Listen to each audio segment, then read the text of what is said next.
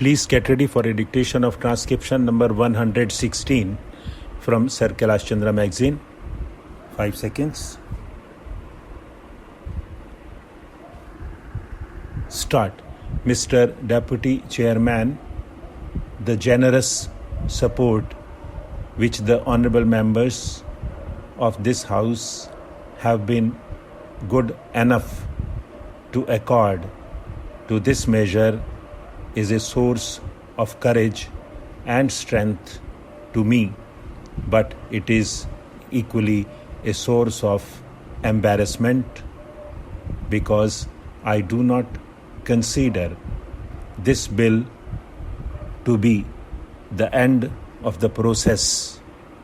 It is the beginning of the process, and the success of this bill will not be judged by the provisions contained in it, but by their implementation.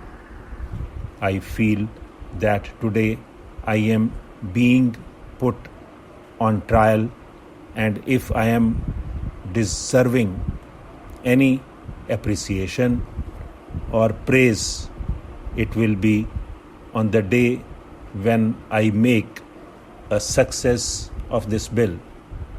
Now, from the debate that has been held in this House, I have a feeling that there is not a very correct appreciation of the scope of this bill.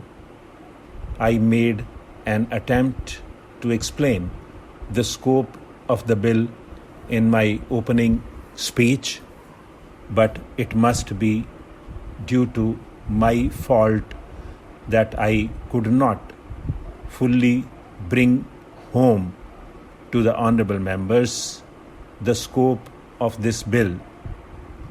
This bill presents only a part of an integrated picture which was drawn up by the Rural Credit Survey Committee.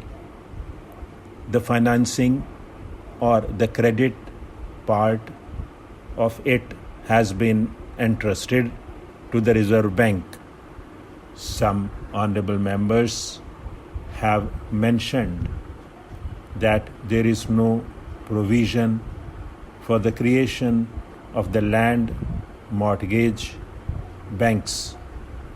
I submit that there should have been no provision for the creation of the land mortgage banks because that is the credit side which has been handled by the Reserve Bank. It does not need any legislation. There are already laws for the incorporation of the cooperative societies in the states, and any land mortgage bank can either be incorporated under that law or under a specialized law.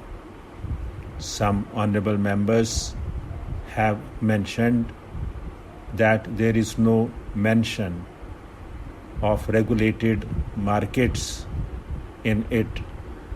Honorable members would be aware that markets and fairs form part of entry 28 on the state list.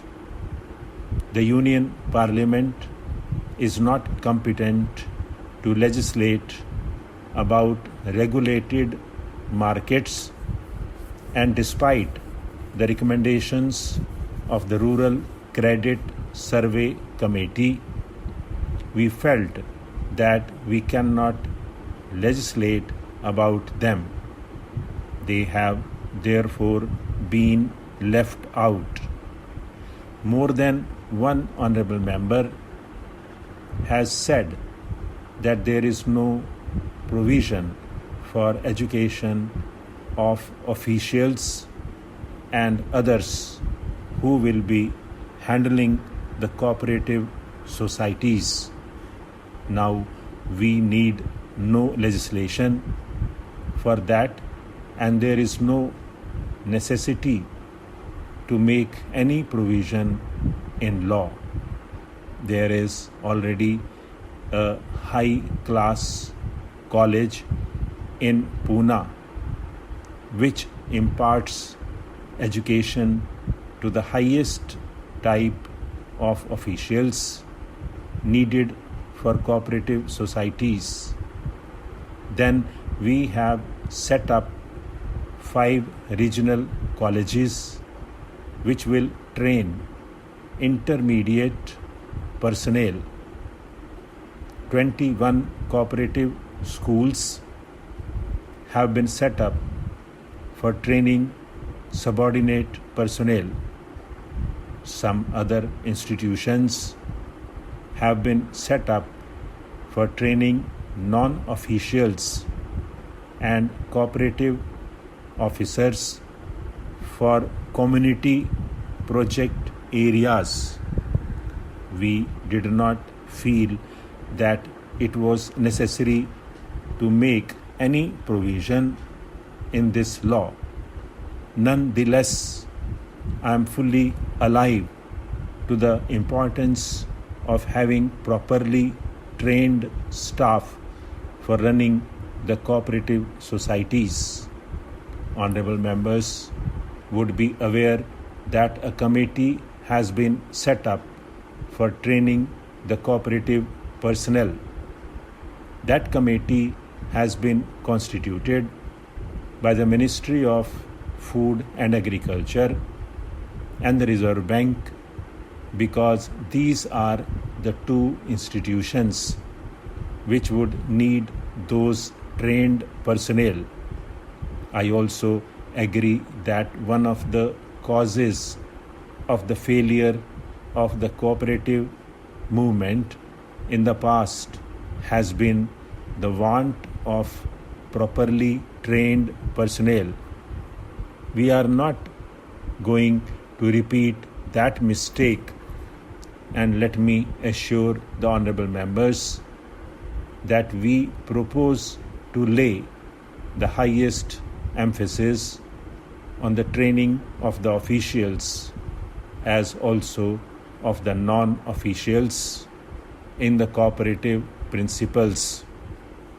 I am fully conscious of the fact that the cooperative institutions which we propose to set up either under this act or which are going to be set up by the Reserve Bank or by the state government can be a success only when a proper climate has been created, and for that purpose the cooperation of the non-officials who have been initiated into the principles of cooperation, who have a faith and belief in those principles, is indispensable, and therefore our scheme of training also includes training of the non-officials in the principles of cooperation. This bill has a definite but a limited object, and that limited object is to set up cooperative marketing, cooperative processing, cooperative production and warehousing. The other parts of this picture will be provided by other institutions. Now, the House is aware that the Imperial Bank of India has been converted into the State Bank of India, the sole objective of which was that the marketing of the agricultural produce should be financed by that institution. Stop.